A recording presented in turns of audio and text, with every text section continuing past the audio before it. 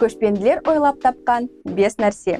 Ежелгі көшпенділер далада және көші-қонда өмір сүруге қажетті көптеген заттарды ойлап тапты. Біз оларды бүгінде қолданамыз. Бірінші, ыңғайлы және атпен тез шабу, суықтан қорғану үшін көшпенділер біздің дәуірімізге дейінгі 2-ші мыңжылдықтың аяғында шалбар ойлап тапты.